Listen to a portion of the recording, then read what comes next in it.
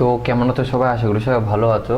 তো অ্যাকচুয়ালি এই কয়েকদিন ধরে আমি একটু কাজে ব্যস্ত ছিলাম, যার জন্য 5-6 দিন ধরে আমি ভিডিও দিতে পারিনি।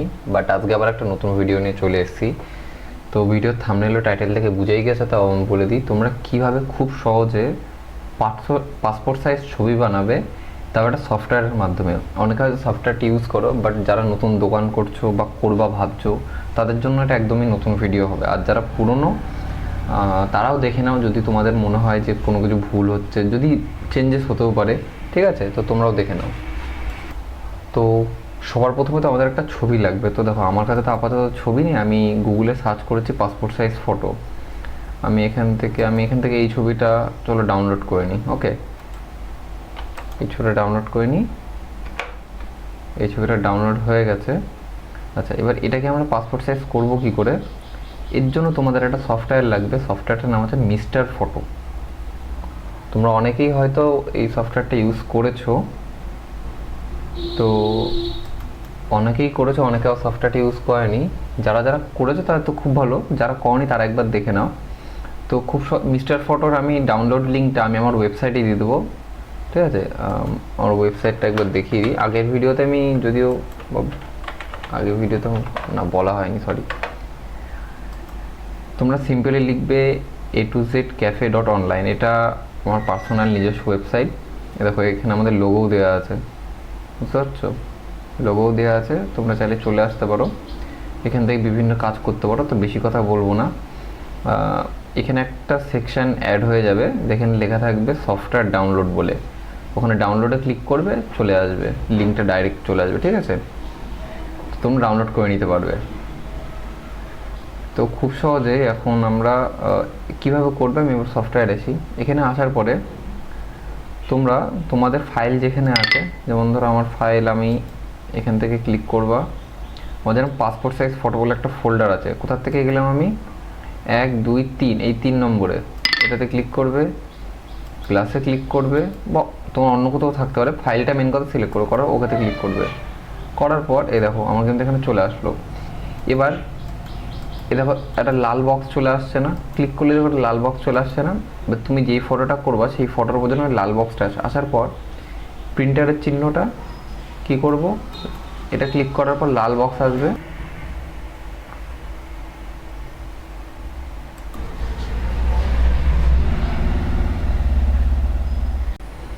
তো এইটুকু হয়ে যাওয়ার পরে তোমাদের এইবার দেখো এখানে কিন্তু দেখো একটা গ্যাপ আছে, বুঝতে পারছো? দেখো এখানে কিন্তু একটা গ্যাপ আছে। ধরো আমি আউটলাইনটা সরিয়ে দিই, তাহলে বুঝতে পারে ভালো করে। একটা গ্যাপ আছে, দেখো গ্যাপ আছে। এই গ্যাপটা মেটানোর জন্য কী করবে, তোমরা সিম্পলি এই যে অপশানটা আছে না, fit the cell no trimming, ট্রিমিংয়ে ক্লিক করে দেবে। আর কিন্তু দেখো কোনো গ্যাপ নেই। তো ভালো করে যদি হয় ভিডিওটা ইউটিউবে কোনো গ্যাপ নেই। তো যাই হোক, আমাদের গ্যাপটা মিটে গেছে।